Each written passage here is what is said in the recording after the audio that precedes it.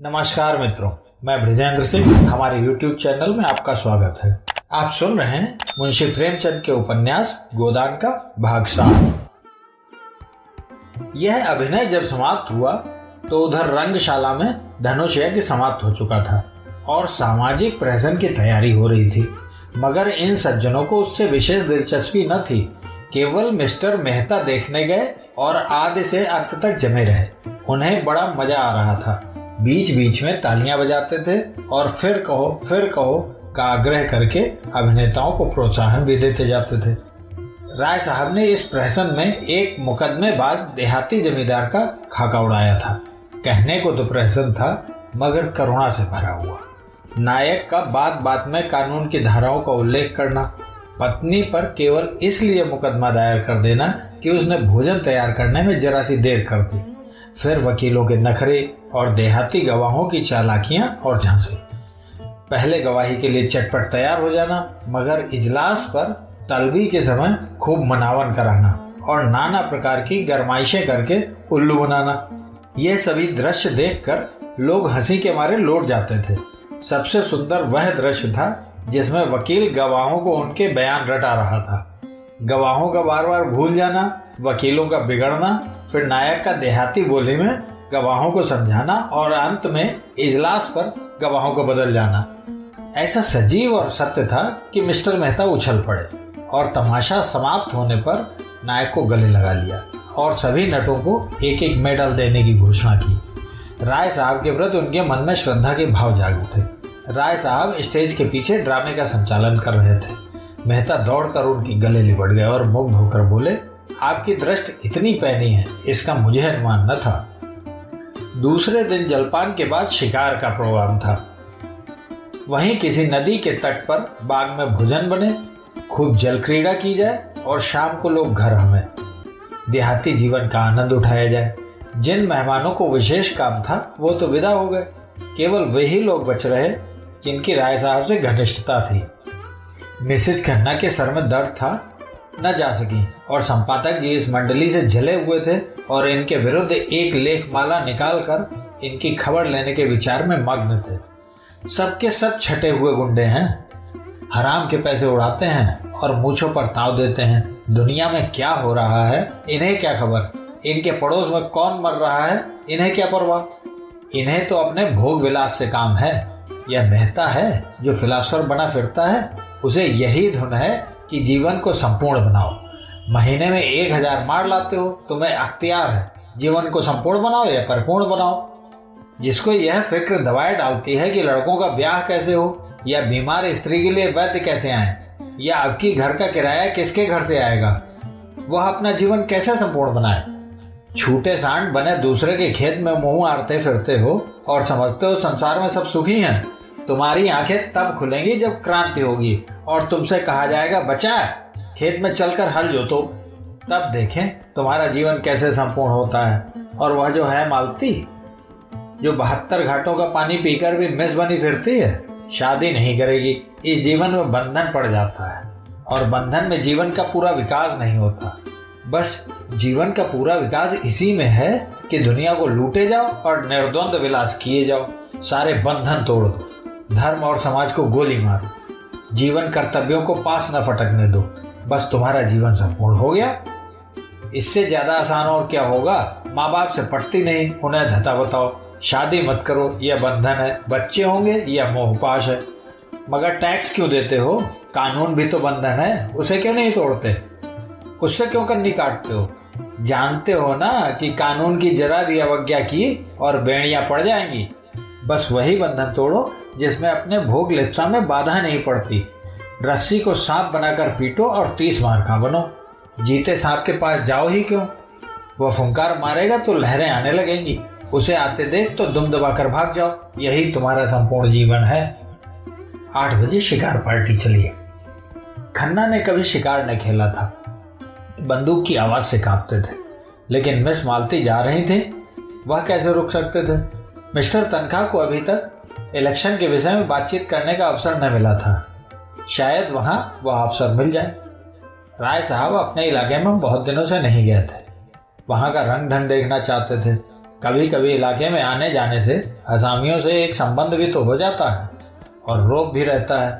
कारकुन और प्यादे भी सचेत रहते हैं। मिर्जा खुर्शीद को जीवन के नए अनुभव प्राप्त करने का शौक था, विशेषकर ऐसे जिनमें कुछ साहस दिखाना पड़े। मिस मालती अकेली कैसे रहती? उन्हें तो रसिकों का जमघट चाहिए। केवल मिस्टर मेहता शिकार खेलने के सच्चे उत्साह से जा रहे थे। राय साहब की इच्छा तो थी कि भोजन की सामग्री, रसोइयां, कहार, खिदमतगार सब साथ चलें, लेकिन मिस्टर मेहता ने इसका विरोध किया। खन्ना ने कहा, आखिर वहां भोजन करेंगे या भूखों मरेंगे? मेहता ने जवाब दिया, भोजन क्यों ना करेंगे, लेकिन आज हम लोग खुद अपना सारा काम करेंगे। देखना तो चाहिए कि नौकरों के बगैर हम जिंदा रह सकते हैं या नहीं। मिस मालती पकाएंगी और हम लोग खाएंगे। देहातों में हांडियां और पत्तल मिल जाते हैं और ईंधन की कोई कमी नहीं। शिकार हम करेंगे ही। मालती ने गिला किया, क्षमा कीजिए, आपने रात मेरी कलाई इतनी जोर से पकड़ी कि अभी तक दर्द हो रहा है। काम तो हम लोग करेंगे, आप केवल बताती जाइएगा। मिर्जा खुर्शीद बोले, अजी आप लोग तमाशा देखते रहिएगा, मैं सारा इंतजाम कर दूंगा। बात ही कौन सी है, जंगल में हांडी और बर्तन ढूंढना हिमाकत है। हिरन का शिकार कीजिए, भूनिए, खाइए और वहीं दरख्त के साए में खर्राटे लीजिए। यही प्रस्ताव स्वीकृत हुआ। 2 मोटरें चली। एक मिस मालती ड्राइव कर रही थी, दूसरी खुद राय साहब। कोई 20-25 मील पर पहाड़ी प्रांत शुरू हो गया। दोनों तरफ ऊंची ऊंची पर्वतमाला दौड़ी चली आ रही थी। सड़क भी पेचदार होती जाती थी। कुछ दूर की चढ़ाई के बाद एकाएक ढाल आ गया और मोटर वेग से नीचे की ओर चली। दूर से नदी का पाट नजर आया, किसी रोगी की भांति दुर्बल, निस्पंद। कगार पर एक घने वट वृक्ष की छांव में कारें रोक दी गई और लोग उतरे। यह सलाह हुई कि 2-2 की टोली बने और शिकार खेलकर 12 बजे तक यहाँ आ जाएं। मिस मालती मेहता के साथ चलने को तैयार हो गई। खन्ना मन में ऐंठ कर रह गए। जिस विचार से आए थे उसमें जैसे पंचर हो गया। अगर जानते मालती दगा देगी तो घर लौट जाते, लेकिन राय साहब का साथ उतना रोचक होते हुए भी बुरा न था। उनसे बहुत सी मामले की बातें करनी थी। खुर्शीद और तनख्वाह बच रहे। उनकी टोली बनी बनाई थी। तीनों टोलियां एक एक तरफ चल दी। कुछ दूर तक पथरीली पगडंडी पर मेहता के साथ चलने के बाद मालती ने कहा, तुम तो चले ही जाते हो, जरा दम ले लेने दो। मेहता मुस्कुराए, अभी तो हम 1 मील भी नहीं आए, अभी से थक गई? थकी नहीं, लेकिन क्यों ना जरा दम ले लो। जब तक कोई शिकार हाथ में ना आ जाए हमें आराम करने का अधिकार नहीं। मैं शिकार खेलने ना आई थी, मेहता ने अनजान बनकर कहा। अच्छा, यह मैं न जानता था, फिर क्या करने आई थी? अब तुमसे क्या बताऊं? हिरणों का एक झुंड चरता हुआ नजर आया। दोनों एक चट्टान की आड़ में छिप गए और निशाना बांधकर गोली चलाई। निशाना खाली गया। झुंड भाग निकला। मालती ने पूछा, अब? कुछ नहीं, चलो फिर कोई शिकार मिलेगा। दोनों कुछ देर तक चुपचाप चलते रहे। फिर मालती ने जरा रुककर कहा, गर्मी के मारे बुरा हाल हो रहा है, आओ इस वृक्ष के नीचे बैठ जाएं। अभी नहीं, तुम बैठना चाहती हो तो बैठो, मैं तो नहीं बैठता। बड़े निर्दयी हो तुम, सच कहती हूं। जब तक कोई शिकार न मिल जाए मैं बैठ नहीं सकता। तब तो तुम मुझे मार ही डालोगे। अच्छा बताओ, रात तुमने मुझे इतना क्यों सताया? मुझे तुम्हारे ऊपर बड़ा क्रोध आ रहा था, याद है तुमने मुझे क्या कहा था? तुम हमारे साथ चलेगा दिलदार? मैं न जानती थी तुम इतने शरीर हो। अच्छा सच कहना, तुम उस वक्त मुझे अपने साथ ले जाते? मेहता ने कोई जवाब न दिया, मानो सुना ही नहीं। दोनों कुछ देर चलते रहे। एक तो जेठ की धूप, दूसरे पथरीला रास्ता। मालती थक कर बैठ गई। मेहता खड़े खड़े बोले, अच्छी बात है, तुम आराम कर लो, मैं यहीं आ जाऊंगा। मुझे अकेले छोड़कर चले जाओगे? मैं जानता हूं तुम अपनी रक्षा कर सकती हो। कैसे जानते हो? नए युग की देवियों की यही सिफत है, वह मर्द का आश्रय नहीं चाहती, उनसे कंधा मिलाकर चलना चाहती हैं। मालती ने झेपते हुए कहा, तुम कोरे फिलासफर हो मेहता, सच। सामने वृक्ष पर एक मोर बैठा हुआ था। मेहता ने निशाना साधा और बंदूक चलाई। मोर उड़ गया। मालती प्रसन्न होकर बोली, बहुत अच्छा हुआ, मेरा शाप पड़ा। मेहता ने बंदूक कंधों पर रखकर कहा, तुमने मुझे नहीं अपने आप को शाप दिया। शिकार मिल जाता तो मैं 10 मिनट की मोहलत देता, अब तो तुमको फौरन चलना पड़ेगा। मालती उठकर मेहता का हाथ पकड़ते हुए बोली, फिलासफरों के शायद हृदय नहीं होता। तुमने अच्छा किया विवाह नहीं किया, उस गरीब को मार ही डालते, मगर मैं यूं न छोड़ूंगी, तुम मुझे छोड़कर नहीं जा सकते। मेहता ने एक झटके से हाथ छुड़ा लिया और आगे बढ़े। मालती सजल नेत्र होकर बोली, मैं कहती हूँ मत जाओ, नहीं मैं इसी चट्टान पर सर पटक दूंगी। मेहता ने तेजी से कदम बढ़ाए। मालती उन्हें देखती रही। जब वह 20 कदम निकल गए तो झुंझलाकर उठी और उनके पीछे दौड़ी। अकेले विश्राम करने में कोई आनंद न था। समीप आकर बोली, मैं तुम्हें इतना पशु न जानती थी। मैं जो हिरन मारूंगा उसकी खाल तुम्हें भेंट करूंगा। खाल जाए भाड़ में, मैं अब तुमसे बात न करूंगी। कहीं हम लोगों के हाथ कुछ न लगा और दूसरों ने अच्छे शिकार मारे तो मुझे बड़ी झेप होगी। एक चौड़ा नाला मुंह फैलाए बीच में खड़ा था। बीच की चट्टानें उसके दांतों से लगती थीं। धार में इतना वेग था कि लहरें उछली पड़ती थीं। सूर्य मध्याह्न आ पहुंचा था और उसकी प्यासी किरणें जल में क्रीड़ा कर रही थी। मालती ने प्रसन्न होकर कहा, अब तो लौटना पड़ा। क्यों, उस पार चलेंगे, वहीं तो शिकार मिलेंगे। धारा में कितना वेग है, मैं तो बह जाऊंगी। अच्छी बात है, तुम यहीं बैठो, मैं जाता हूं। हाँ आप जाइए, मुझे अपनी जान से बैर नहीं है। मेहता ने पानी में कदम रखा और पांव साधते हुए चले। ज्यों ज्यों आगे जाते थे पानी गहरा होता जाता था, यहाँ तक कि छाती तक आ गया। मालती अधीर हो उठी। शंका से मन चंचल हो उठा। ऐसी विकलता तो उसे कभी न होती थी। ऊंचे स्वर में बोली, पानी गहरा है, ठहर जाओ, मैं भी आती हूँ। नहीं नहीं, तुम फिसल जाओगी, धार तेज है। कोई हरज नहीं, मैं आ रही हूँ, आगे न बढ़ना, खबरदार। मालती साड़ी ऊपर चढ़ाकर नाले में बैठी, मगर 10 हाथ आते आते पानी उसकी कमर तक आ गया। मेहता घबराए, दोनों हाथ से उसे लौट जाने को कहते हुए बोले, तुम यहाँ मत आओ मालती, यहाँ तुम्हारी गर्दन तक पानी है। मालती ने एक कदम और आगे बढ़ाकर कहा, होने दो, तुम्हारी यही इच्छा है कि मैं मर जाऊं तो तुम्हारे पास ही मरूंगी। मालती पेट तक पानी में थी। धार इतनी तेज थी कि मालूम होता था कदम उखड़ा। मेहता लौट पड़े और मालती को एक हाथ से पकड़ लिया। मालती ने नशीली आंखों में रोष भरकर कहा, मैंने तुम्हारे जैसा बेदर्द आदमी कभी न देखा था। बिल्कुल पत्थर हो। खैर सता लो, जितना सताते बने, मैं भी कभी समझूंगी। मालती के पांव उखड़ते हुए मालूम हुए। वह बंदूक संभालते हुए उनसे चिपट गई। मेहता ने आश्वासन देते हुए कहा, तुम यहाँ खड़ी नहीं रह सकती, मैं तुम्हें अपने कंधों पर बिठा लेता हूँ। मालती ने भ्रुकुटी टेढ़ी करके कहा, तो उस पार जाना क्या इतना जरूरी है? मेहता ने कुछ उत्तर न दिया। बंदूक कनपटी से कंधों पर दबा ली और मालती को दोनों हाथों से उठाकर कंधों पर बैठा लिया। मालती अपने पुलक को छिपाती हुई बोली, अगर कोई देख ले? भद्दा तो लगता है। 2 पल के बाद उसने करुण स्वर में कहा, अच्छा बताओ, मैं यहीं पानी में डूब जाऊं तो तुम्हें रंज हो या ना हो? मैं तो समझती हूँ तुम्हें बिल्कुल रंज ना होगा। मेहता ने आहत स्वर से कहा, तुम समझती हो मैं आदमी नहीं हूं? मैं तो यही समझती हूँ, क्यों छिपाऊं? सच कहती हो मालती? तुम क्या समझते हो? मैं कभी बतलाऊंगा। पानी मेहता की गर्दन तक आ गया। कहीं अगला कदम उठाते ही सिर तक ना आ जाए। मालती का हृदय धक धक करने लगा। बोली, मेहता ईश्वर के लिए अब आगे मत जाओ, नहीं मैं पानी में कूद पड़ूंगी। उस संकट में मालती को ईश्वर याद आया, जिसका वह मजाक उड़ाया करती थी। जानती थी ईश्वर कहीं बैठा नहीं है जो आकर उन्हें उबार लेगा, लेकिन मन को जिस अवलंब और शक्ति की जरूरत थी वह और कहाँ मिल सकती थी। पानी कम होने लगा था। मालती ने प्रसन्न होकर कहा, अब तुम मुझे उतार दो। नहीं नहीं, चुपचाप बैठी रहो, कहीं आगे कोई गड्ढा मिल जाए। तुम समझते होगे यह कितनी स्वार्थहीन है, मुझे इसकी मजदूरी दे देना। मालती के मन में गुदगुदी हुई। क्या मजदूरी लोगे? यही कि जब तुम्हारे जीवन में ऐसा ही कोई अवसर आए तो मुझे बुला लेना। किनारे आ गए। मालती ने रेत पर अपनी साड़ी का पानी निचोड़ा, जूते का पानी निकाला, मुंह हाथ धोया, पर ये शब्द अपने रहस्यमय आशय के साथ उसके सामने नाचते रहे। उसने इस अनुभव का आनंद उठाते हुए कहा, यह दिन याद रहेगा।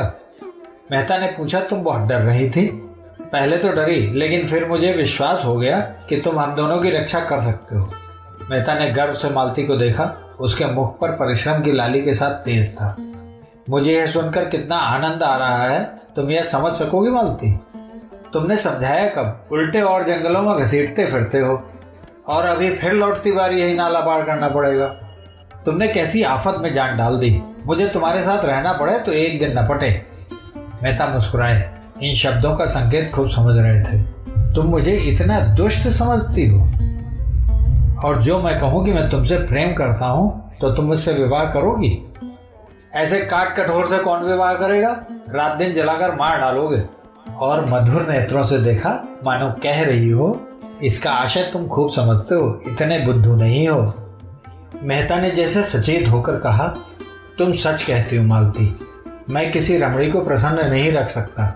मुझसे कोई स्त्री प्रेम का स्वांग नहीं कर सकती। मैं उसके अंतस्तल तक पहुंच जाऊंगा, फिर मुझे उससे अरुचि हो जाएगी। मालती कांप उठी। इन शब्दों में कितना सत्य था। उसने पूछा, अच्छा बताओ, तुम कैसे प्रेम से संतुष्ट होगे? बस यही कि जो मन में हो वही मुख पर हो। मेरे लिए रंग रूप और हाव भाव और नाजो अंदाज का मूल्य उतना ही है जितना होना चाहिए। मैं वह भोजन चाहता हूँ जिसमें आत्मा की तृप्ति हो। उत्तेजक और शोषक पदार्थों की मुझे जरूरत नहीं। मालती ने होंठ सिकोड़कर ऊपर को सांस खींचते हुए कहा, तुमसे कोई पेश न पाएगा, एक ही घाघ हो। अच्छा बताओ, मेरे विषय में तुम्हारा क्या ख्याल है? मेहता ने नटखटपन से मुस्कुराकर कहा, तुम सब कुछ कर सकती हो। बुद्धिमती हो, चतुर हो, प्रतिभावान हो, दयालु हो, चंचल हो, स्वाभिमानी हो, त्याग कर सकती हो, लेकिन प्रेम नहीं कर सकती। मालती ने पैनी दृष्टि से ताक कर कहा, झूठे हो तुम, बिल्कुल झूठे। मुझे तुम्हारा यह दावा निस्सार मालूम होता है कि तुम नारी हृदय तक पहुंच जाते हो। दोनों नाले के किनारे किनारे चले जा रहे थे। 12 बज चुके थे, पर अब मालती को न विश्राम की इच्छा थी न लौटने की। आज के संभाषण में उसे एक ऐसा आनंद आ रहा था जो उसके लिए बिल्कुल नया था।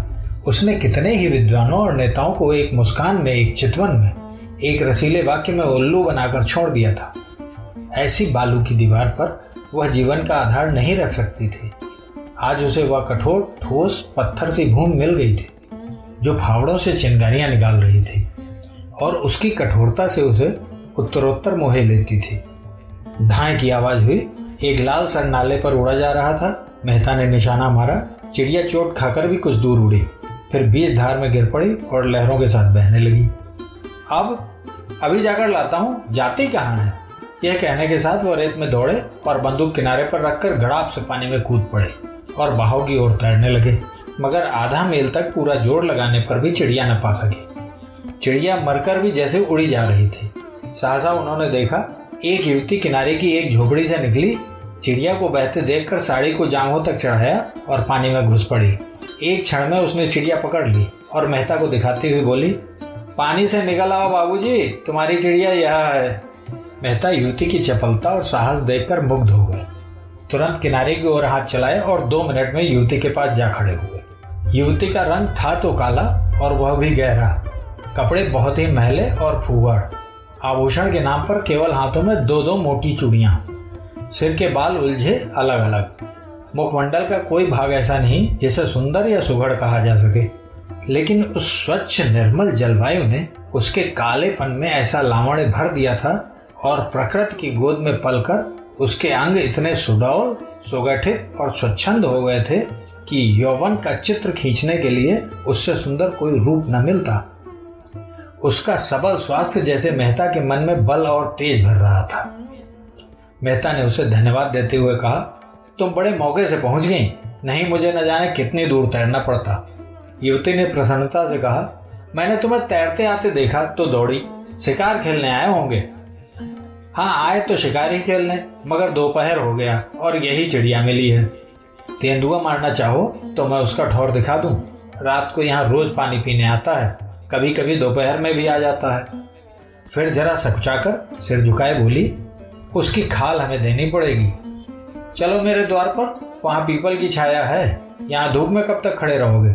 कपड़े भी तो गीले हो गए हैं। मेहता ने उसकी देह में चिपकी हुई गीली साड़ी की ओर देखकर कहा, तुम्हारे कपड़े भी तो गीले हैं। उसने लापरवाही से कहा, ओह हमारा क्या, हम तो जंगल के हैं, दिन दिन भर धूप और पानी में खड़े रहते हैं। तुम थोड़े ही रह सकते हो। लड़की कितनी समझदार है और बिल्कुल गंवार। तुम खाल लेकर क्या करोगी? हमारे दादा बाजार में बेचते हैं, यही तो हमारा काम है। लेकिन दोपहरी यहाँ काटें, तुम खिलाओगी क्या? युवती ने लजाते हुए कहा। तुम्हारे खाने लायक हमारे घर में क्या है? मक्के की रोटियां खाओ तो धरी हैं। चिड़िए का सालन पका दूंगी, तुम बताते जाना जैसे बनाना हो। थोड़ा सा दूध भी है।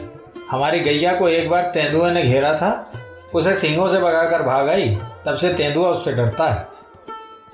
लेकिन मैं अकेला नहीं हूँ, मेरे साथ एक औरत भी है। तुम्हारी घरवाली होगी? नहीं, घरवाली तो अभी नहीं है, जान पहचान की है। तो मैं दौड़कर उनको बुला लाती हूँ, तुम चलकर छांव में बैठो। नहीं नहीं, मैं बुला लाता हूँ। तुम थक गए होगे, शहर के रहिया जंगल में काहे आते होंगे? हम तो जंगली आदमी हैं, किनारे ही तो खड़ी होगी। जब तक मेहता कुछ बोले वह हवा हो गई। मेहता ऊपर चढ़कर पीपल की छांव में बैठे तो इस स्वच्छंद जीवन से उनके मन में अनुराग उत्पन्न हुआ। सामने की पर्वतमाला दर्शन तत्व की भांति अगम्य और अनंत फैली हुई, मानो ज्ञान का विस्तार कर रही हो। मानो आत्मा उस ज्ञान को, उस प्रकाश को, उस अगम्यता को उसके प्रत्यक्ष विराट रूप में देख रही हो।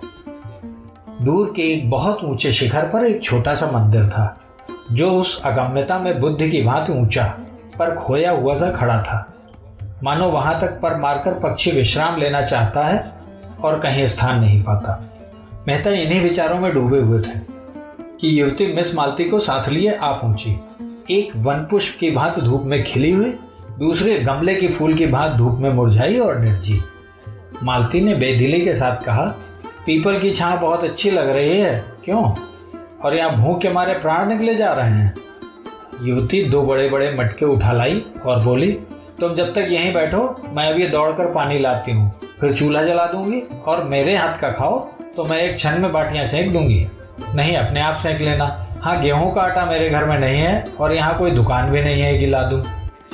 मालती को मेहता पर क्रोध आ रहा था। बोली, तुम यहाँ क्यों आकर पड़ रहे?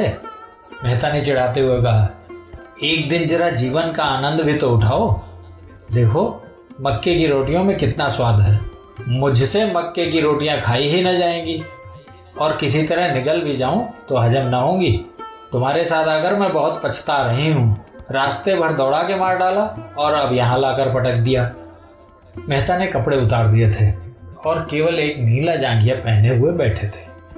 युवती को मटके ले जाते देखा तो उसके हाथ से मटके छीन लिए और कुएं पर पानी भरने चले।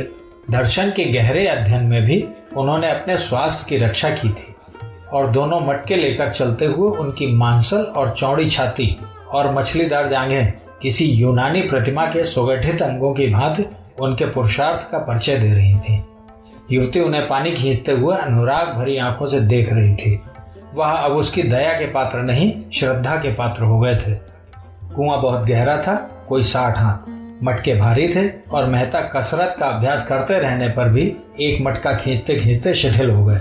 युवती ने दौड़कर उनके हाथ से रस्सी छीन ली और बोली, तुमसे न खींचेगा, तुम जाकर खाट पर बैठो, मैं खींचे लेती हूँ। मेहता अपने पुरुषत्व का यह अपमान न सह सके। रस्सी उसके हाथ से फिर ले ली और जोर मारकर एक क्षण में दूसरा मटका भी खींच लिया और दोनों हाथों में दोनों मटके लिए आकर झोपड़ी के द्वार पर खड़े हो गए। युवती ने चटपट आग जलाई, लालसर के पंख झुलस डाले, छुरे से उसकी बोटियां बनाई और चूल्हे में आग जलाकर मांस चढ़ा दिया और चूल्हे के दूसरे ऐले पर कढ़ाई में दूध उबालने लगी। और मालती भौहें चढ़ाए खाट पर खिन्न मन पड़ी इस तरह यह दृश्य देख रही थी मानो उसके ऑपरेशन की तैयारी हो रही हो। मेहता झोपड़ी के द्वार पर खड़े होकर युवती के गृह कौशल को अनुरक्त नेत्रों से देखते हुए बोले, मुझे भी तो कोई काम बताओ, मैं क्या करूं? युवती ने मीठी झिड़की के साथ कहा, तुम्हें कुछ नहीं करना है, जाकर बाई के पास बैठो, बेचारी बहुत भूखी है, दूध गर्म हुआ जाता है, उसे पिला देना। उसने एक घड़े से आटा निकाला और गूंथने लगी। मेहता उसके अंगों का विलास देखते रहे। युवती भी रह रहकर उन्हें कनखियों से देखकर अपना काम करने लगती थी। मालती ने पुकारा, तुम वहां क्यों खड़े हो? मेरे सिर में जोर का दर्द हो रहा है। मालती ने पुकारा, तुम वहां क्यों खड़े हो? मेरे सिर में जोर का दर्द हो रहा है। आधा सिर ऐसा फटा पड़ता है जैसे गिर जाएगा। मेहता ने आकर कहा, मालूम होता है धूप लग गई है। मैं क्या जानती थी तुम मुझे मार डालने के लिए यहाँ ला रहे हो? तुम्हारे साथ कोई दवा भी तो नहीं है? क्या मैं किसी मरीज को देखने आ रही थी जो दवा लेकर चलती? मेरा एक दवाओं का बक्स है, वह सेमरे में है। उफ, सिर फटा जाता है। मेहता ने उसके सिर की ओर जमीन पर बैठकर धीरे धीरे उसका सिर सहलाना शुरू किया। मालती ने आंखें बंद कर ली। युवती हाथ में आटा भरे, सिर के बाल बिखेरे, आंखें धुएं से लाल और सजल, सारी देह पसीने में तर, जिससे उसका उभरा हुआ वक्ष साफ झलक रहा था। आकर खड़ी हो गई और मालती को आंखें बंद किए पड़ी देखकर बोली, बाई को क्या हो गया है? मेहता बोले, सिर में बड़ा दर्द है। पूरे सिर में है कि आधे में? आधे में बतलाती है। दाईं ओर है कि बाईं ओर? बाईं ओर। मैं अभी दौड़ के दवा लाती हूँ, घिसकर लगाते ही अच्छा हो जाएगा। तुम इस धूप में कहाँ जाओगी? युवती ने सुना ही नहीं, वेग से एक ओर जाकर पहाड़ियों में छिप गई। कोई आधा घंटे बाद मेहता ने उसे ऊंची पहाड़ी पर चढ़ते देखा। दूर से बिल्कुल गुड़िया सी लग रही थी। मन में सोचा, इस जंगली छोकरी में सेवा का कितना भाव और कितना व्यवहारिक ज्ञान है। लू और धूप में आसमान पर चढ़ी चली जा रही है। मालती ने आंखें खोलकर देखा। कहाँ गई वो कलूटी? गजब की काली है, जैसे आबनूस का कुंदा हो। इसे भेज दो, राय साहब से कहे आए कार यहाँ भेज दें। इस तपिश में मेरा दम निकल जाएगा। कोई दवा लेने गई है, कहती है उससे आधा सर का दर्द बहुत जल्दी आराम हो जाता है। इनकी दवाएं इन्हीं को फायदा करती हैं, मुझे न करेंगी। तुम तो इस छोकरी पर लट्टू हो गए हो। कितने छिछोरे हो, जैसी रूह वैसे फरिश्ते। मेहता को कटु सत्य कहने में संकोच न होता था। कुछ बातें तो उसमें ऐसी हैं कि अगर तुम में होती तो तुम सचमुच देवी हो जाती। उसकी खूबियां उसे मुबारक, मुझे देवी बनने की इच्छा नहीं। तुम्हारी इच्छा हो तो मैं जाकर कार लाऊं। यद्यप कार यहाँ आ भी सकेगी, मैं नहीं कह सकता। इस कलूटी को क्यों नहीं भेज देते? वह तो दवा लेने गई है, फिर भोजन पकाएगी। तो आज आप उसके मेहमान हैं, शायद रात को भी यहीं रहने का विचार होगा। रात को शिकार भी तो अच्छे मिलते हैं।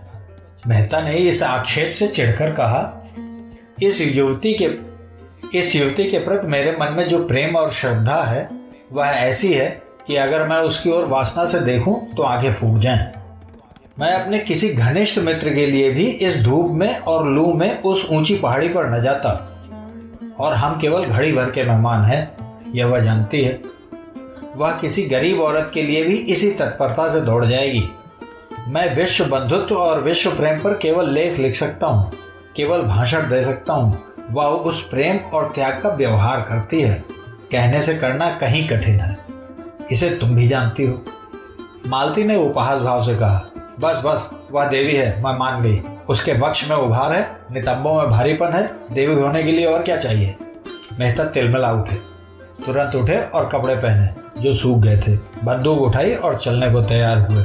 मालती ने फुंकार मारी, तुम नहीं जा सकते मुझे अकेली छोड़कर। तब कौन जाएगा? वही तुम्हारी देवी। मेहता हतबुद्धि से खड़े थे। नारी पुरुष पर कितनी आसानी से विजय पा सकती है, इसका आज उन्हें जीवन में पहला अनुभव हुआ। वह दौड़ती हाँफती चली आ रही थी। वही कलूटी युवती हाथ में एक झाड़ लिए हुए समीप आकर मेहता को कहीं जाने को तैयार देखकर बोली, मैं वह जड़ी खोज लाई, अभी घिसकर लगाती हूँ। लेकिन तुम कहाँ जा रहे हो? मांस तो पक गया होगा, मैं रोटियां सेक देती हूँ, 2 एक खा लेना। भाई दूध पी लेगी, ठंडा हो जाए तो चले जाना। उसने निसंकोच भाव से मेहता के अचकन की बटन खोल दी। मेहता अपने को बहुत रोके हुए थे। जी होता था इस गंवारिन के चरण को चूम लें। मालती ने कहा, अपनी दवाई रहने दे। नदी के किनारे बरगद के नीचे हमारी मोटर कार खड़ी है, वहां और लोग होंगे, उनसे कहना कार यहाँ लाएं। दौड़ी हुई जा। युवती ने दीन नेत्रों से मेहता को देखा। इतनी मेहनत से बूटी लाई, उसका यह अनादर। इस गंवारिन की दवा इन्हें नहीं जची तो न सही, उसका मन रखने को ही जरा सी लगवा लेती तो क्या होता। उसने बूटी जमीन पर रखकर पूछा, तब तक तो चूल्हा ठंडा हो जाएगा भाई जी। कहो तो रोटियां सेक कर रख दूं, बाबूजी खाना खा लें, तुम दूध पी लो और दोनों जने आराम करो। तब तक मैं मोटर वाले को बुला लाऊंगी। वह झोपड़ी में गई, बुझी हुई आग फिर जलाई। देखा तो मांस उबल गया था, कुछ जल भी गया था। जल्दी जल्दी रोटियां सेकी, दूध गर्म था, उसे ठंडा किया और एक कटोरी में मालती के पास लाई। मालती ने कटोरे के भद्देपन पर मुंह बनाया, लेकिन दूध न त्याग सकी। मेहता झोपड़ी के द्वार पर बैठकर एक थाली में मांस और रोटियां खाने लगे। युवती खड़ी पंखा जल रही थी। मालती ने युवती से कहा, उन्हें खाने दो, कहीं भागे नहीं जाते हैं, तू जाकर गाड़ी ला। युवती ने मालती की ओर एक बार सवाल की आंखों से देखा। यह क्या चाहती है? इनका आशय क्या है? उसे मालती के चेहरे पर रोगियों की सी नम्रता और कृतज्ञता और याचना न दिखाई दी। उसकी जगह अभिमान और प्रमाद की झलक थी। गंवारें मनोभावों को पहचानने में चतुर थी। बोली, मैं किसी की लौंडी नहीं हूँ बाई जी। तुम बड़ी हो, अपने घर की बड़ी हो। मैं तुमसे कुछ मांगने तो नहीं जाती। मैं गाड़ी लेने न जाऊंगी। मालती ने डांटा। अच्छा, तूने गुस्ताखी पर कमर बांधी? बता, तू किसके इलाके में रहती है? यह राय साहब का इलाका है, तो तुझे उन्हीं राय साहब के हाथों हंटरों से पिटवाऊंगी। मुझे पिटवाने से तुम्हें सुख मिले तो पिटवा लेना बाई जी। कोई रानी महारानी थोड़ी हूं कि लश्कर भेजनी पड़ेगी। मेहता ने 2-4 कौड़ निकले थे कि मालती की यह बातें सुनी और कंठ में अटक गया। जल्दी से हाथ धोया और बोले, वह नहीं जाएगी, मैं जा रहा हूं। मेहता ने अंग्रेजी में कहा, उसका अपमान करके तुम अपना सम्मान बढ़ा नहीं रही हो मालती। मालती ने फटकार बताई, ऐसी ही लौंडियां मर्दों को पसंद आती हैं, जिनमें और कोई गुण हो या ना हो, उनकी टहल दौड़ दौड़ कर प्रसन्न मन से करें और अपना भाग्य सराहें कि इस पुरुष ने मुझसे यह काम करने को तो कहा। वह देवियां हैं, शक्तियां हैं, विभूतियां हैं। मैं समझती थी वह पुरुषत्व तो तुम में कम से कम नहीं है, लेकिन अंदर से, संस्कारों से तुम भी वही बर्बर हो। मेहता मनोविज्ञान के पंडित थे, मालती के मनोरहस्यों को समझ रहे थे। ईर्ष्या का ऐसा अनोखा उदाहरण उन्हें कभी न मिला था। उस रमणी में जो इतनी मृद स्वभाव, इतनी उदार, इतनी प्रसन्न मुख थी, ईर्ष्या की ऐसी प्रचंड ज्वाला। बोले, कुछ भी कहो, मैं उसे न जाने दूंगा। उसकी सेवाओं और कृपाओं का यह पुरस्कार देकर मैं अपने नजरों में नीच नहीं बन सकता। मेहता के स्वर में कुछ ऐसा तेज था कि मालती धीरे से उठी और चलने को तैयार हो गई। उसने जलकर कहा, अच्छा तो मैं ही जाती हूँ, तुम उसके चरणों की पूजा करके पीछे आना। मालती 2-3 कदम चली गई तो मेहता ने युवती से कहा, अब मुझे आज्ञा दो बहन, तुम्हारी यह निस्वार्थ सेवा हमेशा याद रहेगी। युवती ने दोनों हाथों से सजल नेत्र होकर उन्हें प्रणाम किया और झोपड़ी के अंदर चली गई। दूसरी टोली राय साहब और खन्ना की थी। राय साहब तो अपने उस रेशमी कुर्ते और रेशमी चादर में थे, मगर खन्ना ने शिकारी सूट डांटा था, जो शायद आज ही के लिए बनवाया गया था, क्योंकि खन्ना को आसामियों के शिकार से इतनी फुर्सत कहाँ थी कि जानवरों का शिकार करते। खन्ना ठिगने इकहरे रूपवान आदमी थे। गेहुआ रंग, बड़ी बड़ी आंखें, मुंह पर चेचक के दाग, बातचीत में बड़े कुशल। कुछ देर चलने के बाद खन्ना ने मिस्टर मेहता का जिक्र छेड़ दिया, जो कल से ही उनके मस्तिष्क में राहु की भांति समाये हुए थे। बोले, यह मेहता भी कुछ अजीब आदमी है, मुझे तो कुछ बना हुआ मालूम होता है। राय साहब मेहता की इज्जत करते थे और उन्हें सच्चा और निष्कपट आदमी समझते थे, पर खन्ना से लेन देन का व्यवहार था, कुछ स्वभाव से शांतिप्रिय भी थे, विरोध न कर सके।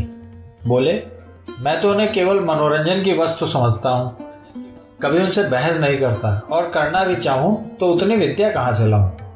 जिसने जीवन के क्षेत्र में कभी कदम ही नहीं रखा, वह अगर जीवन के विषय में कोई नया सिद्धांत अलापता है तो मुझे उस पर हंसी आती है। मजे से 1000 माहवार फटकारते हैं, न जोरू न जाता, न कोई चिंता न बाधा। वह दर्शन न बघारे तो कौन बघारे। आप निर्द्वंद रहकर जीवन को संपूर्ण बनाने का स्वप्न देखते हैं, ऐसे आदमी से क्या बहस की जाए। मैंने सुना चरित्र का अच्छा नहीं है। बेफिक्री में चरित्र अच्छा रह ही कैसे सकता है। समाज में रहो और समाज के कर्तव्यों और मर्यादाओं का पालन करो, तब पता चले। मालती न जाने क्या देखकर उन पर लट्टू हुई जाती है। मैं समझता हूँ वह केवल तुम्हें जला रही है। मुझे वो क्या जलाएगी बेचारी, मैं उन्हें खिलौने से ज्यादा नहीं समझता। यह तो न कहो मिस्टर खन्ना, मिस मालती पर जान तो देते हो तुम। यूँ तो मैं आपको भी यही इल्जाम दे सकता हूँ। मैं सचमुच खिलौना समझता हूँ, आप उन्हें प्रतिमा बनाए हुए हैं। खन्ना ने जोर से कहा मारा, हालांकि हंसी की कोई बात न थी। अगर 1 लोटा जल चढ़ा देने से वरदान मिल जाए तो क्या बुरा है। अब की राय साहब ने जोर से कहा मारा, जिसका कोई प्रयोजन न था। तब आपने उस देवी को समझा ही नहीं। आप जितनी ही उसकी पूजा करेंगे उतनी ही वह आपसे दूर भागेगी। जितना ही दूर भगाइएगा उतनी ही आपकी ओर दौड़ेंगी। तब तो उन्हें आपकी ओर दौड़ना चाहिए था, मेरी ओर। मैं उस रसिक समाज से बिल्कुल बाहर हूं मिस्टर खन्ना, सच कहता हूं। मुझमें जितनी बुद्धि, जितना बल है, वह इस इलाके के प्रबंध में ही खर्च हो जाता है। घर के जितने प्राणी हैं सभी अपनी अपनी धुन में मस्त, कोई उपासना में, कोई विषय वासना में, कोई काहू में मगन, कोई काहू में मगन। और इन सब अजगरों को भक्ष देना मेरा काम है, कर्तव्य है। मेरे बहुत से ताल्लुकेदार भाई भोग विलास करते हैं, यह मैं जानता हूँ, मगर वो लोग घर फूंक कर तमाशा देखते हैं। कर्ज का बोझ सर पर लदा जा रहा है, रोज डिग्रियां हो रही हैं, जिससे लेते हैं उसे देना नहीं जानते, चारों तरफ बदनाम। मैं तो ऐसी जिंदगी से मर जाना अच्छा समझता हूँ। मालूम नहीं किस संस्कार से मेरी आत्मा में जरा सी जान बाकी रह गई, जो मुझे देश और समाज के बंधन में बांधे हुए है। सत्याग्रह आंदोलन छिड़ा, मेरे सारे भाई शराब कबाब में मस्त थे, मैं अपने को न रोक सका, जेल गया और लाखों रुपए की जेरबारी उठाई, और अभी तक उसका तावान दे रहा हूं। मुझे उसका पछतावा नहीं है, बिल्कुल नहीं, मुझे उसका गर्व है। मैं उस आदमी को आदमी नहीं समझता जो देश और समाज की भलाई के लिए उद्योग न करे और बलिदान न करे। मुझे क्या यह अच्छा लगता है कि निर्जीव किसानों का रक्त चूसूं और अपने परिवार वालों की वासनाओं की तृप्ति के साधन जुटाऊं? मगर क्या करूं, जिस व्यवस्था में पला और जिया, उससे घृणा होने पर भी उसका मोह त्याग नहीं सकता, और उसी चरखे में रात दिन पड़ा हुआ हूं कि किसी तरह इज्जत आबरू बची रहे और आत्मा की हत्या न होने पाए। ऐसा आदमी मिस मालती क्या, किसी भी मिस के पीछे नहीं पड़ सकता, और पड़े तो उसका सर्वनाश ही समझिए। हाँ, थोड़ा सा मनोरंजन कर लेना दूसरी बात है। मिस्टर खन्ना भी साहसी आदमी थे, संग्राम में आगे बढ़ने वाले। 2 बार जेल हो आए थे, किसी से दबना न जानते थे, खद्दर पहनते थे और फ्रांस की शराब पीते थे। अवसर पड़ने पर बड़ी बड़ी तकलीफें झेल सकते थे। जेल में शराब छुई तक नहीं, और A क्लास में रहकर भी C क्लास की रोटियां खाते रहे। हालांकि उन्हें हर तरह का आराम मिल सकता था, मगर रण क्षेत्र में जाने वाला रथ भी तो बिना तेल के नहीं चल सकता। उनके जीवन में थोड़ी सी रसिकता लाजमी थी। बोले, आप सन्यासी बन सकते हैं, मैं तो नहीं बन सकता। मैं तो समझता हूँ जो भोगी नहीं है वह संग्राम में भी पूरे उत्साह से नहीं जा सकता। जो रमणी से प्रेम नहीं कर सकता, उसके देश प्रेम में मुझे विश्वास नहीं। राय साहब मुस्कुराए। आप मुझे पर आवाजें कसने लगे। आवाज नहीं, तत्व की बात है। शायद हो। आप अपने दिल के अंदर बैठकर देखिए तो पता चले। मैंने तो बैठकर देखा है, और मैं आपको विश्वास दिलाता हूं, वहां और चाहे कितनी बुराइयां हों, विषय की लालसा नहीं है। तब मुझे आपके ऊपर दया आती है। आप जो इतने दुखी और निराश और चिंतित हैं, इसका एकमात्र कारण आपका निग्रह है। मैं तो यह नाटक खेल कर रहूंगा, चाहे दुखांत ही क्यों न हो। वह मुझसे मजाक करती है, दिखाती है कि मुझे तेरी परवाह नहीं है, लेकिन मैं हिम्मत हारने वाला मनुष्य नहीं हूँ। मैं अब तक उसका मिजाज नहीं समझ पाया, कहाँ निशाना ठीक बैठेगा इसका निश्चय न कर सका। जिस दिन वह कुंजी मिल गई, बस फतेह है। लेकिन वह कुंजी आपको शायद ही मिले, मेहता शायद आपसे बाजी मार ले जाएं। एक हिरन कई हिरनियों के साथ चल रहा था, बड़ी सींगों वाला, बिल्कुल काला। राय साहब ने निशाना बांधा। खन्ना ने रोका, क्यों हत्या करते हो यार, बेचारा चल रहा है, चढ़ने दो। धूप तेज हो गई है, आइए कहीं बैठ जाएं, आपसे कुछ बात करनी है। राय साहब ने बंदूक चलाई, मगर हिरन भाग गया। बोले, एक शिकार मिला भी तो निशाना खाली गया। एक हत्या से बचे। हाँ, कहिए क्या कहने जा रहे थे। आपके इलाके में ऊख होती है बड़ी कसरत से, तो फिर क्यों ना हमारे शुगर मिल में शामिल हो जाइए। हिस्से धड़ाधड़ बिक रहे हैं। आप ज्यादा नहीं, 1000 हिस्से खरीद लें। गजब किया, मैं इतने रुपए कहाँ से लाऊंगा। इतने नामी इलाकेदार और आपको रुपयों की कमी। कुल 50,000 ही तो होते हैं, उनमें भी अभी 25% ही देना है। नहीं भाई साहब, मेरे पास इस वक्त बिल्कुल रुपए नहीं है। रुपए जितने चाहें मुझसे लीजिए, बैंक आपका है। हाँ, अभी आपने अपनी जिंदगी इंश्योर न कराई होगी। मेरी कंपनी में एक अच्छी सी पॉलिसी लीजिए। 100-200 रुपए तो आप बड़ी आसानी से हर महीने दे सकते हैं, और इकट्ठी रकम मिल जाएगी 40-50 हजार। लड़कों के लिए इससे अच्छा प्रबंध आप नहीं कर सकते। हमारी नियमावली देखिए, हम पूर्ण सहकारिता के सिद्धांत पर काम करते हैं। दफ्तर और कर्मचारियों के खर्च के सिवा नफे की एक पाई भी किसी की जेब में नहीं जाती। आपको आश्चर्य होगा कि इस नीति से कंपनी चल कैसे रही है, और मेरी सलाह से थोड़ा सा स्पेकुलेशन का काम भी शुरू कर दीजिए। यह जो सैकड़ों करोड़पति बने हुए हैं, सब इसी स्पेकुलेशन से बने हैं। रुई, शक्कर, गेहूं, रबर, किसी जिन्स का सट्टा कीजिए, मिनटों में लाखों का वारा न्यारा होता है। काम जरा अटपटा है, बहुत से लोग गच्चा खा जाते हैं, लेकिन वही है जो अनाड़ी है। आप जैसे अनुभवी, सुशिक्षित और दूरंदेश लोगों के लिए इससे ज्यादा नफे का काम ही नहीं। बाजार का चढ़ाव उतार कोई आकस्मिक घटना नहीं, इसका भी विज्ञान है। एक बार उसे गौर से देख लीजिए, फिर क्या मजाल की धोखा हो जाए। राय साहब कंपनियों पर अविश्वास करते थे। एक दो बार इसका उन्हें कड़वा अनुभव हो भी चुका था, लेकिन मिस्टर खन्ना को उन्होंने अपनी आंखों के सामने बढ़ते देखा था और उनकी कार्यक्षमता के कायल हो गए थे।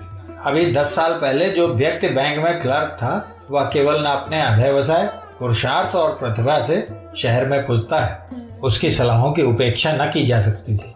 इस विषय में अगर खन्ना उनके प्रदर्शक हो जाएं, तो उन्हें बहुत कुछ कामयाबी हो सकती है। ऐसा अवसर क्यों छोड़ा जाए? तरह तरह के प्रश्न करते रहे। सहसा एक देहाती एक बड़ी सी टोकरी में कुछ जड़ें, कुछ पत्तियां, कुछ फूल लिए जाता नजर आया। खन्ना ने पूछा, अरे क्या बेचता है? देहाती सकपका गया। डरा कहीं बेगार में न पकड़ जाए। बोला, कुछ तो नहीं मालिक, यही घास पात है। क्या करेगा इनको? बेचूंगा मालिक, जड़ी बूटी है। कौन कौन सी जड़ी बूटी है बता? देहाती ने अपना औषधालय खोलकर दिखलाया। मामूली चीजें थी जो जंगल के आदमी उखाड़ कर ले जाते हैं और शहर में अत्तारों के हाथ 2-4 आने में बेच आते हैं, जैसे मकोए, कंघी, सहदैया, कुकरौंधा, धतूरे के बीज, मदार के फूल, करंजे, घुमची आदि। हर एक चीज दिखाता था और रटे हुए शब्दों में उनके गुणगान भी बयान करता जाता था। यह मकोए है सरकार, ताप हो, मंदाग्नि हो, तिल्ली हो, धड़कन हो, शूल हो, खांसी हो, एक खुराक में आराम हो जाता है। यह धतूरे के बीज हैं। मालिक गठिया हो, बाई हो। खन्ना ने दाम पूछा, उसने 8 आने कहे। खन्ना ने 1 रुपया फेंक दिया और उसे पड़ाव तक रखाने का हुक्म दिया। गरीब ने मुंह मांगा दाम ही नहीं पाया, उसका दुगना पाया। आशीर्वाद देता चला गया। राय साहब ने पूछा, आप यह घास पात लेकर क्या करेंगे? खन्ना ने मुस्कुराकर कहा, इनकी अशर्फियाँ बनाऊंगा। मैं किमियागार हूँ, यह आपको शायद मालूम नहीं। तो यार यह मंत्र हमें भी सिखा दो।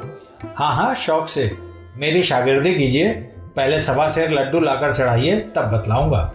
बात यह है कि मेरा तरह तरह के आदमियों से साबका पड़ता है। कुछ ऐसे लोग भी आते हैं जो जड़ी बूटियों पर जान देते हैं। उनको इतना मालूम हो जाए कि वह किसी फकीर की दी हुई बूटी है, फिर आपकी खुशामद करेंगे, नाक रगड़ेंगे और आप वह चीज उन्हें दे दो तो हमेशा के लिए आपके ऋणी हो जाएंगे। 1 रुपए में अगर 10-20 बुद्धुओं पर एहसान का नामदा कसा जा सके तो क्या बुरा है? जरा से एहसान से बड़े बड़े काम निकल जाते हैं। राय साहब ने कौतूहल से पूछा, मगर इन बूटियों के गुण आपको याद कैसे रहेंगे? खन्ना ने कहा, मारा, आप भी राय साहब बड़े मजे की बात करते हैं। जिस बूटी में जो भी गुण चाहे बता दीजिए, वह आपकी लियाकत पर मनुसर है। सेहत तो रुपए में 8 आने विश्वास से होती है। आप जो इन बड़े बड़े अफसरों को देखते हैं और इन लंबी पूंछ वाले विद्वानों को और इन रईसों को, ये सब अंधविश्वासी होते हैं। मैं तो वनस्पति शास्त्र के प्रोफेसर को जानता हूँ जो कुकरौंधों का नाम भी नहीं जानते। इन विद्वानों का मजाक तो हमारे स्वामी जी खूब उड़ाते हैं। आपको तो कभी उनके दर्शन न हुए होंगे। अब की आप आएंगे तो उनसे मिलाऊंगा। जब से मेरे बगीचे में ठहरे हैं, रात दिन लोगों का तांता लगा रहता है। माया तो उन्हें छू भी नहीं गई, केवल एक बार दूध पीते हैं। ऐसा विद्वान महात्मा मैंने आज तक नहीं देखा। न जाने कितने वर्ष हिमालय पर तप करते रहे, पूरे सिद्ध पुरुष हैं। आप उनसे अवश्य दीक्षा लीजिए। मुझे विश्वास है आपकी यह सारी कठिनाइयां छूमंतर हो जाएंगी। आपको देखते ही आपका भूत भविष्य सब कह सुनाएंगे। ऐसे प्रसन्न मुख हैं कि देखते ही मन खिल उठता है। ताज्जुब तो यह है कि खुद इतने बड़े महात्मा हैं, मगर सन्यास और त्याग, मंदिर और मठ, संप्रदाय और पंथी, इन सबको ढोंग कहते हैं, पाखंड कहते हैं। रूढ़ियों के बंधन को तोड़ो और मनुष्य बनो। देवता बनने का ख्याल छोड़ो। देवता बनकर तुम मनुष्य न रहोगे। राय साहब के मन में शंका हुई। महात्माओं में उन्हें भी विश्वास था, जो प्रभुता वालों में आमतौर पर होता है। दुखी प्राणी को आत्मचेतन में जो शांति मिलती है, उसके लिए वह भी लालायित रहते थे। जब आर्थिक कठिनाइयों से निराश हो जाते, मन में आता संसार से मुंह मोड़कर एकांत में जा बैठे और मोक्ष की चिंता करें। संसार के बंधनों को वह सभी साधारण मनुष्यों की भांति आत्मोन्नति के मार्ग में बाधाएं समझते थे और इनसे दूर हो जाना ही उनके जीवन का भी आदर्श था। लेकिन सन्यास और त्याग के बिना बंधनों को तोड़ने का और क्या उपाय है? लेकिन जब वो सन्यास को ढोंग कहते हैं तो खुद क्यों सन्यास लिया है? उन्होंने सन्यास कब लिया है साहब? वह तो कहते हैं आदमी को अंत तक काम करते रहना चाहिए। विचार स्वातंत्र उनके उपदेशों का तत्व है। मेरी समझ में कुछ नहीं आ रहा है। विचार स्वातंत्र का आशय क्या है? समझ में तो मेरे भी कुछ नहीं आया। अब की आइए तो उनसे बातें हों। वह प्रेम के जीवन को सत्य कहते हैं और इसकी ऐसी सुंदर व्याख्या करते हैं कि मन मुग्ध हो जाता है। मिस मालती को उनसे मिलाया या नहीं? आप भी दिल लगी करते हैं। मालती को भला इनसे क्या मिला था? वाक्य पूरा न हुआ था कि सामने झाड़ी में सरसराहट की आवाज सुनकर चौंक पड़े और प्राण रक्षा की प्रेरणा से राय साहब के पीछे आ गए। झाड़ी में से एक तेंदुआ निकला और मंद गति से सामने की ओर चला। राय साहब ने बंदूक उठाई और निशाना बांधना चाहते थे कि खन्ना ने कहा, यह क्या करते हैं आप? खामख्वाह उसे छेड़ रहे हैं, कहीं लौट पड़े तो? लौट क्या पड़ेगा, वहीं ढेर हो जाएगा। तो मुझे उस टीले पर चढ़ जाने दीजिए। मैं शिकार का ऐसा शौकीन नहीं हूँ। तब क्या शिकार खेलने चले थे? शामत और क्या। राय साहब ने बंदूक नीचे कर ली। बड़ा अच्छा शिकार निकल गया। ऐसे अवसर कम मिलते हैं। मैं तो अब यहाँ नहीं ठहर सकता, खतरनाक जगह है। एक आध शिकार तो मार लेने दीजिए। खाली हाथ लौटते शर्म आती है। आप मुझे कृपा करके कार के पास पहुंचा दीजिए, फिर चाहे तेंदुए का शिकार कीजिए या चीते का। आप बड़े डरपोक हैं मिस्टर खन्ना, सच में।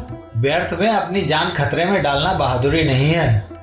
अच्छा, तो आप खुशी से लौट सकते हैं। अकेला? रास्ता बिल्कुल साफ है। जी नहीं, आपको मेरे साथ चलना पड़ेगा।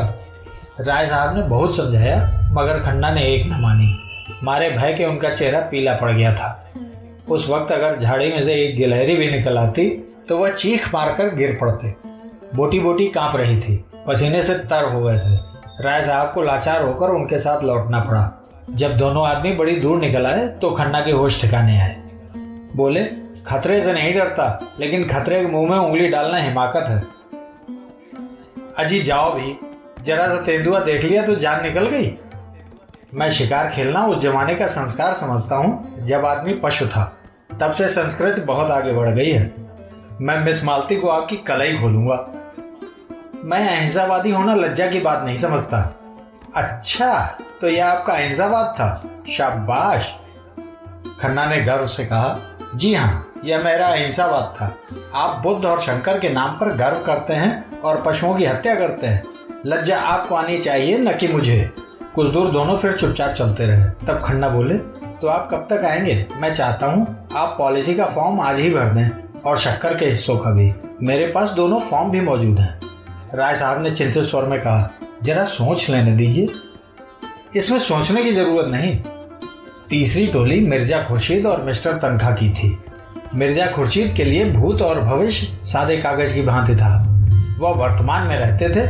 न भूत का पछतावा था, न भविष्य की चिंता। जो कुछ सामने आ जाता था उसी में जी जान से लग जाते थे। मित्रों की मंडली में वह विनोद के पुतले थे। काउंसिल में उनसे ज्यादा उत्साही मेंबर कोई न था। जिस प्रश्न के पीछे पड़ जाते मिनिस्टरों को रुला देते। किसी के साथ रू रियायत करना न जानते थे। बीच बीच में परिहास भी करते जाते थे। उनके लिए आज जीवन था, कल का पता नहीं। गुस्सेवर भी ऐसे थे कि ताल ठोककर सामने आ जाते थे। नम्रता के सामने दंडवत करते थे, लेकिन जहां किसी ने शान दिखाई और यह हाथ धोकर उसके पीछे पड़े। ना अपना लेना याद रखते थे, ना दूसरों का देना। शौक था शायरी का और शराब का। औरत केवल मनोरंजन की वस्तु थी। बहुत दिन हुए हृदय का दिवाला निकाल चुके थे। मिस्टर तनखा दांवपेच के आदमी थे। सौदा पटाने में, मामला सुलझाने में, अड़ंगा लगाने में, बालू से तेल निकालने में, गला दबाने में, दुम झाड़कर निकल जाने में बड़े सिद्धहस्त। कहिए रेत में नाव चला दें, पत्थर पर दूब उगा दें। ताल्लुकेदारों को महाजन से कर्ज दिलाना, नई कंपनियां खोलना, चुनाव के अवसर पर उम्मीदवार खड़ा करना, यही उनका व्यवसाय था। खासकर चुनाव के समय उनकी तकदीर चमकती थी। किसी पोढ़े उम्मीदवार को खड़ा करते, दिलो जान से उसका काम करते और 10-20 हजार बना लेते। जब कांग्रेस का जोर था तो कांग्रेस के उम्मीदवार के सहायक थे। जब सांप्रदायिक दल का जोर हुआ तो हिंदू सभा की ओर से काम करने लगे। मगर इस उलटफेर के समर्थन के लिए उनके पास ऐसी दलीलें थीं कि कोई उंगली न दिखा सकता था। शहर के सभी रईस, सभी हुक्काम, सभी अमीरों से उनका याराना था। दिल में चाहे लोग उनकी नीति पसंद न करें, पर वह स्वभाव के इतने नम्र थे कि कोई मुंह पर कुछ न कह सकता था। मिर्जा खुर्शीद ने रूमाल से माथे का पसीना पोंछकर कहा, आज तो शिकार खेलने के लायक दिन नहीं है। आज तो कोई मुशायरा होना चाहिए था। वकील ने समर्थन किया। जी हाँ, वहीं बाग में बड़ी बहार रहेगी। थोड़ी देर के बाद मिस्टर तनखा ने मामले की बात छेड़ी। अब की चुनाव में बड़े बड़े गुल खिलेंगे, आपके लिए भी मुश्किल है। मिर्जा विरक्त मन से बोले, अब की मैं खड़ा ही ना होऊंगा। तनखा ने पूछा, क्यों? मुफ्त की बकबक कौन करे, फायदा ही क्या? मुझे अब इस डेमोक्रेसी में भक्ति नहीं रही। जरा सा काम और महीनों की बहस, जनता की आंखों में धूल झोंकने के लिए अच्छा स्वांग है। इससे तो कहीं अच्छा है कि एक गवर्नर रहे, चाहे वह हिंदुस्तानी हो या अंग्रेज, इससे बहस नहीं। एक इंजन जिस गाड़ी को बड़े मजे से हजारों मील खींच ले जा सकता है, उसे 10,000 आदमी मिलकर भी उतनी तेजी से नहीं खींच सकते। मैं तो यह सारा तमाशा देखकर काउंसिल से बेजार हो गया हूँ।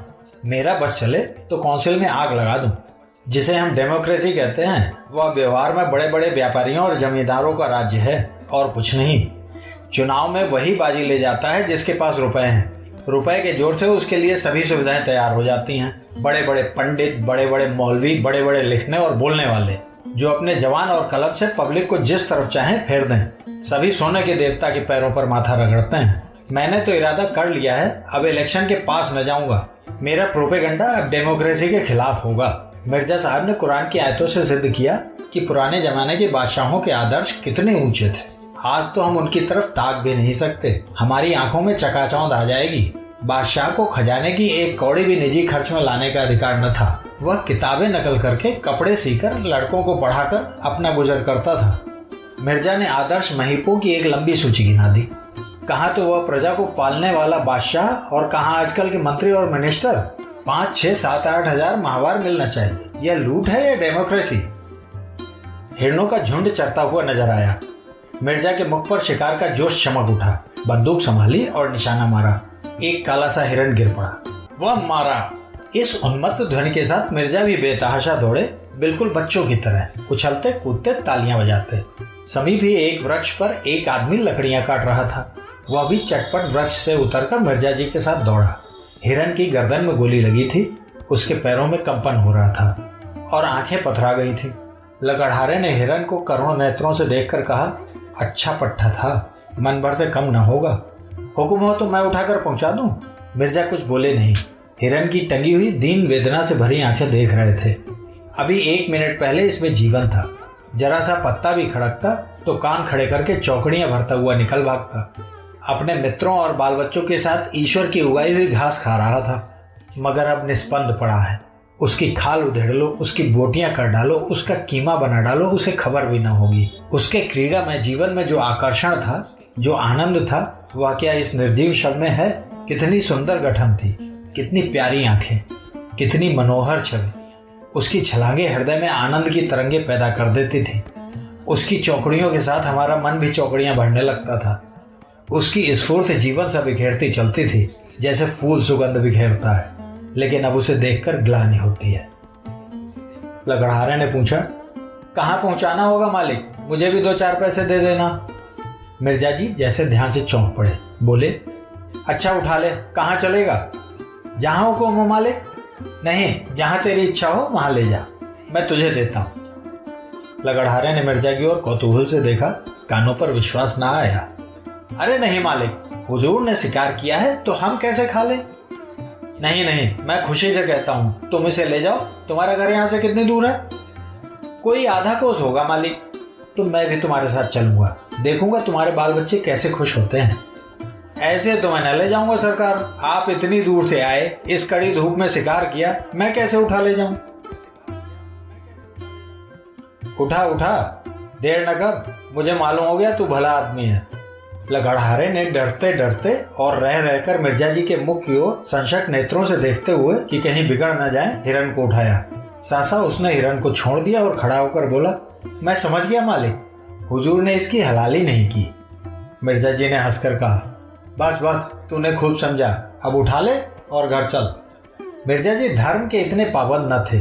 10 साल में उन्होंने नमाज न पढ़ी थी। 2 महीने में 1 दिन व्रत रख लेते थे, बिल्कुल निराहार निर्जल।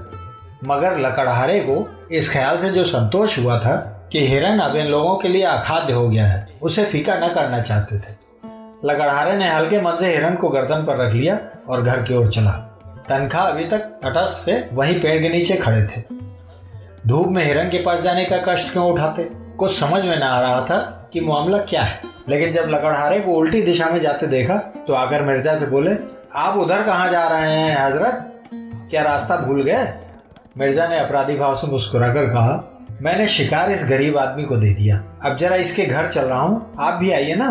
तनखा ने मिर्जा को कौतूहल की दृष्टि से देखा और बोले, आप अपने होश में हैं या नहीं?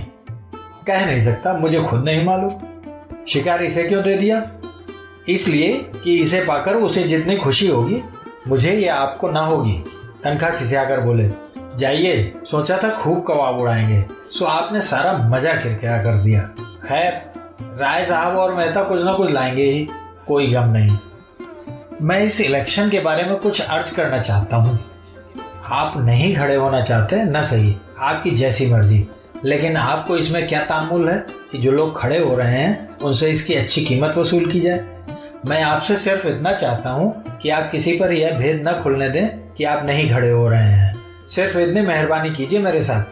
ख्वाजा जमाल ताहिर इस शहर से खड़े हो रहे हैं, रईसों के वोट तो 16 आने उनकी तरफ हैं ही, हुक्काम भी उनके मददगार हैं, फिर भी पब्लिक पर आपका जो असर है इससे उनकी कोर दब रही है। आप चाहें तो आपको उनसे 10-20 हज़ार रुपए महज यह जाहिर कर देने के मिल सकते हैं कि आप उनकी खातिर बैठ जाते हैं। नहीं, मुझे अर्ज कर लेने दीजिए। इस मामले में आपको कुछ नहीं करना है, आप बेफिक्र बैठे रहिए। मैं आपकी तरफ से एक मैनिफेस्टो निकाल दूंगा और उसी शाम को आप मुझसे 10,000 नकद वसूल कर लीजिए। मिर्जा साहब ने उनकी ओर हिकारत से देखकर कहा, मैं ऐसे रुपए और आप पर लानत भेजता हूँ। मिस्टर तनखा ने जरा भी बुरा नहीं माना, माथे पर बल तक न आने दिया। मुझ पर जितनी लानत चाहे भेजें, मगर रुपए पर लानत भेजकर आप अपना ही नुकसान कर रहे हैं। मैं ऐसी रकम को हराम समझता हूँ। आप शरीयत के इतने पाबंद तो नहीं हैं। लूट की कमाई को हराम समझने के लिए शरअ का पाबंद होने की जरूरत नहीं है। तो इस मामले में क्या आप फैसला तब्दील नहीं कर सकते? जी नहीं। अच्छी बात है, इसे जाने दीजिए। किसी बीमा कंपनी के डायरेक्टर बनने में तो आपको कोई एतराज नहीं है। आपको कंपनी का एक हिस्सा भी न खरीदना पड़ेगा, आप सिर्फ अपना नाम दे दीजिएगा। जी नहीं, मुझे यह भी मंजूर नहीं है। मैं कई कंपनियों का डायरेक्टर, कई का मैनेजिंग एजेंट, कई का चेयरमैन था। दौलत मेरे पांव चूमती थी। मैं जानता हूँ दौलत से आराम और तकल्लुफ के कितने सामान जमा किए जा सकते हैं, मगर यह भी जानता हूँ कि दौलत इंसान को कितना खुदगर्ज बना देती है, कितना ऐश पसंद, कितना मक्कार, कितना बेगैरत। वकील साहब को फिर कोई प्रस्ताव करने का साहस न हुआ। मिर्जा जी की बुद्धि और प्रभाव में उनका जो विश्वास था वह बहुत कम हो गया। उनके लिए धन ही सब कुछ था और ऐसे आदमी से जो लक्ष्मी को ठोकर मारता हो उनका कोई मेल न हो सकता था। लकड़हारा हिरन को कंधों पर रखे लपका चला जा रहा था।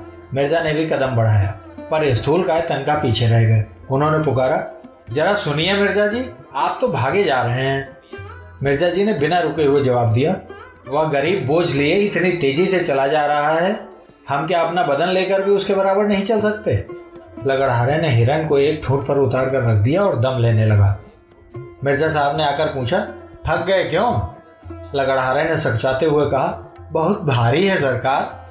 तो लाओ, कुछ दूर मैं ले चलूं? लकड़हारा हंसा। मिर्जा डील डॉल में उससे कहीं ऊंचे और मोटे ताजे थे, फिर भी वह दुबला पतला आदमी उनकी इस बात पर हंसा। मिर्जा जी पर जैसे चाबुक पड़ गया। तुम हंसे क्यों? क्या तुम समझते हो मैं इसे नहीं उठा सकता? लकड़हारे ने मानो क्षमा मांगी।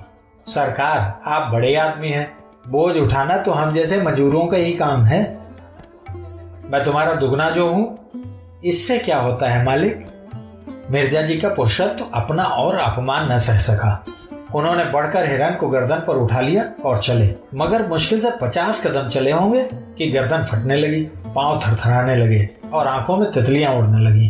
कलेजा मजबूत किया और एक 20 कदम और चले। कमबख्त कहाँ रह गया, जैसे इस लाश में शीशा भर दिया गया हो। जरा मिस्टर तनखा की गर्दन पर रख दूं तो मजा आए।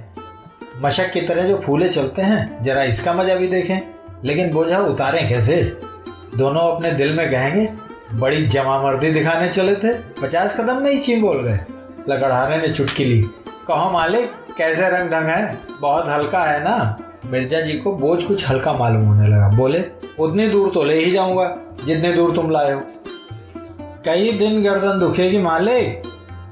तुम क्या समझते हो मैं यूं ही फूला हुआ हूं? नहीं मालिक, अब तो ऐसा नहीं समझता, मुदा आप हैरान ना हो, वह चट्टान है, उस पर उतार दीजिए। मैं अभी इसे इतनी ही दूर और ले जा सकता हूँ, मगर यह अच्छा तो नहीं लगता कि मैं ठला चलूँ और आप लाते रहें। मिर्जा साहब ने चट्टान पर हिरन को उतार कर रख दिया। वकील साहब आ पहुँचे। मिर्जा ने दाना फेंका। अब आपको भी कुछ दूर ले चलना पड़ेगा जनाब। वकील साहब की नज़रों में अब मिर्जा जी का कोई महत्व न था। बोले, मुआफ़ कीजिए, मुझे अपनी पहलवानी का दावा नहीं है। बहुत भारी नहीं है सच। अजी रहने भी दीजिए। आप अगर इसे 100 कदम ले चलें तो मैं वादा करता हूँ आप मेरे सामने जो तजवीज़ रखेंगे उसे मंजूर कर लूँगा। मैं इन चकमों में नहीं आता। मैं चकमा नहीं दे रहा हूँ। वल्लाह आप जिस हल्के से कहेंगे खड़ा हो जाऊँगा। जब हुक्म देंगे बैठ जाऊँगा। जिस कंपनी के डायरेक्टर, मेंबर, मुनीम, कन्वेंसर, जो कुछ कहिएगा बन जाऊँगा। बस 100 कदम ले चलिए। मेरी तो ऐसे ही दोस्तों से निपटी है जो मौका पड़ने पर सब कुछ कर सकते हो। तनखा का मन चुलबुला उठा। मिर्जा अपने कॉल के पक्के हैं, इसमें कोई संदेह न था। हिरन ऐसा क्या बहुत भारी होगा? आखिर मिर्जा इतनी दूर ले ही आए। बहुत ज्यादा थके तो नहीं जान पड़ते। अगर इनकार करते हैं तो सुनहरा अवसर हाथ से जाता है। आखिर ऐसा क्या कोई पहाड़ है? बहुत होगा 4-5 पसेरी होगा। 2-4 दिन गर्दन ही तो दुखेगी। जेब में रुपए हों तो थोड़ी सी बीमारी सुख की वस्तु है। 100 कदम की रही? हाँ 100 कदम मैं गिनता चलूंगा। देखिए निकल न जाइएगा। निकल जाने वाले पर लानत भेजता हूँ। तनखा ने जूता का फीता फिर से बांधा, कोट उतारकर लकड़हारे को दिया, पतलून ऊपर चढ़ाया, रुमाल से मुंह पोंछा और इस तरह हिरन को देखा मानो ओखली में सर देने जा रहे हैं। फिर हिरन को उठाकर गर्दन पर रखने की चेष्टा की। 2-3 बार जोर लगाने पर लाश गर्दन पर तो आ गई, पर गर्दन न उठ सकी। कमर झुक गई, हाथ उठे और लाश को जमीन पर पटकने वाले थे कि मिर्जा ने उन्हें सहारा देकर आगे बढ़ाया। तनखा ने एक कदम इस तरह उठाया जैसे दलदल में पांव रख रहे हों। मिर्जा ने बढ़ावा दिया, शाबाश मेरे शेर, वाह वाह। तनखा ने एक डग और रखा, मालूम हो गर्दन टूटी जाती है। मार लिया मैदान, शाबाश, जीते रहो पट्टे। तनखा 2 डग और बढ़े, आंखें निकली पड़ती थी। बस एक बार और जोर मारो दोस्त। 100 कदम की शर्त गलत, 50 कदम की ही रही।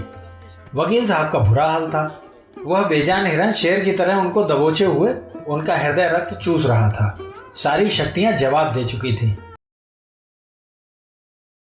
केवल लोग किसी लोहे की धरन की तरह छत को संभाले हुए था। 1 से 25,000 तक की गोट थी, मगर अंत में वह शैतीर भी जवाब दे गई। लोभी की कमर भी टूट गई। आंखों के सामने अंधेरा छा गया। सिर में चक्कर आया और वह शिकार गर्दन पर लिए पथरीली जमीन पर गिर पड़े। मिर्जा ने तुरंत उन्हें उठाया और अपने रुमाल से हवा करते हुए उनकी पीठ ठोंकी। जोर तो यार तुमने खूब मारा, लेकिन तकदीर के खोटे हो। तनखा ने हांफते हुए लंबी सांस खींचकर कहा, आपने तो आज मेरी जान ही ले ली थी। 2 मन से कम ना होगा ससुर। मिर्जा ने हंसते हुए कहा, लेकिन भाईजान मैं भी तो इतनी दूर उठाकर लाया ही था। वकील साहब ने खुशामद करनी शुरू की। मुझे तो आपकी फरमाइश पूरी करनी थी। आपको तमाशा देखना था, वो आपने देख लिया। अब आपको अपना वादा पूरा करना होगा। आपने मुआहदा कब पूरा किया? कोशिश तो जान तोड़कर की, इसकी सनद नहीं। लकड़हारे ने फिर हिरन उठा लिया और भागा चला जा रहा था। वह दिखा देना चाहता था कि तुम लोगों ने कांख कूद कर 10 कदम इसे उठा लिया तो यह ना समझो कि पास हो गए। इस मैदान में मैं दुर्बल होने पर भी तुमसे आगे रहूंगा। हाँ, कागज तुम चाहे कितना काला करो और झूठे मुकदमे चाहे जितने बनाओ। एक नाला मिला जिसमें बहुत थोड़ा पानी था। नाले के उस पार टीले पर एक छोटा सा 5-6 घरों का पुरवा था और कई लड़के इमली के नीचे खेल रहे थे।